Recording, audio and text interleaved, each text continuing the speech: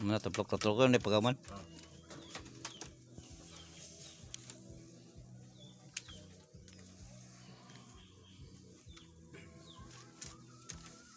Ada pagtawag sa bilang amahan nga nasa langit, Master Emmanuel Sagrado.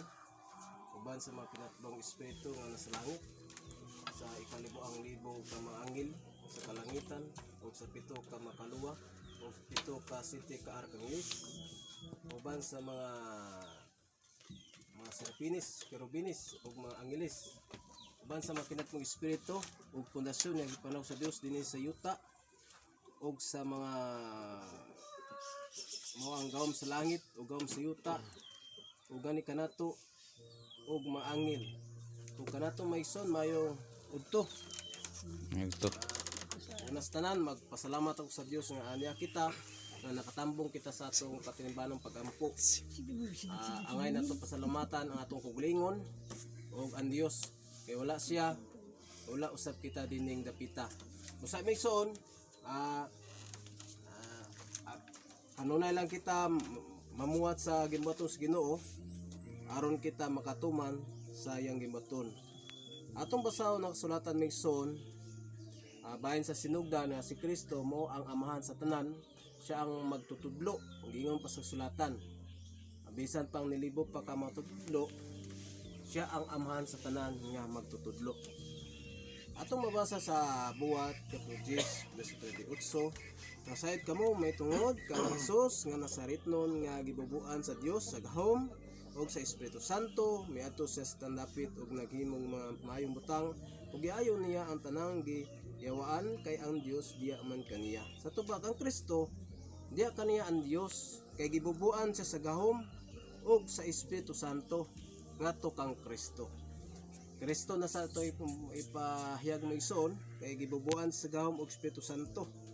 Ato usab mabasa sa Epeso kapitulo 4 verse 21, sa walay duduwa nakaduog kamo may tungod kaniya ug gitudluan diya sa iyang mga pagtulunan kay ang kamatuoran anaman ni Jesus.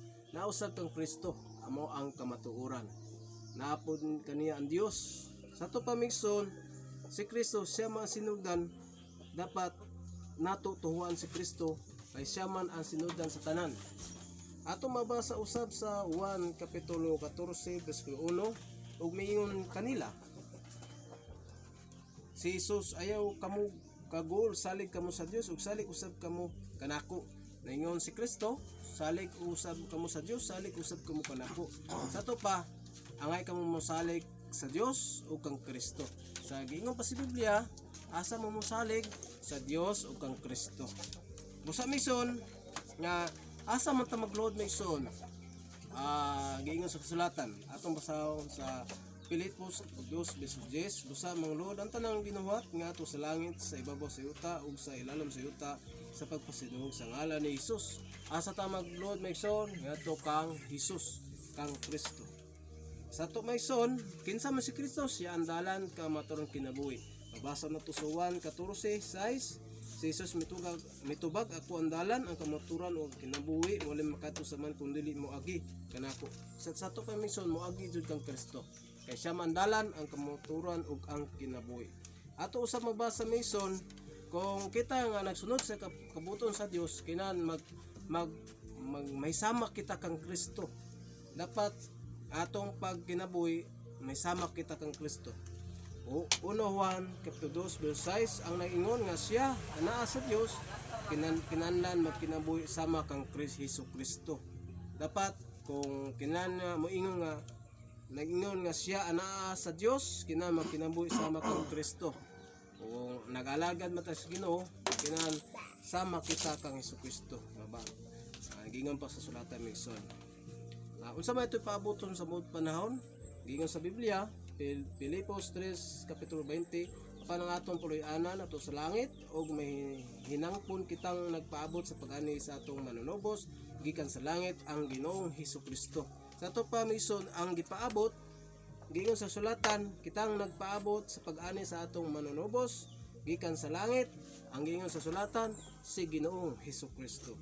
Ato usab mabasa migson sa 1:8 verse 31 busa moingon si Jesus sa mga nanuo kaniya kung tumano ninyo ang akong pagtulunan, tinuod gayud nga kamo akong mga tinun-an. Kung tumanon daw nimo ang pagtulunan ni Kristo, tinuod ka nga iyang tinuunan. Mabasa usab nato sa Juan 3 verse 16, kay gigugma pag-ayo sa Dios ang kalibutan, ug tungod nini gihatag niya ang iyang bugtong anak, aron ang tanan nga moto kaniya dili malaglag kundi makabaton Hinuon sa kinabuhing dayon. Giingon pa sa usalatan Mason, makabaton Hinuon sa kinabuhing dayon. Sa Mason giingon sa kasulatan nga siya ang dalan, ang kamaturan, ang kinabuhi nga mo si Kristo. Kini ang pulong sa Dios, dalaygon ang Dios ug pasalamatan sa tanan.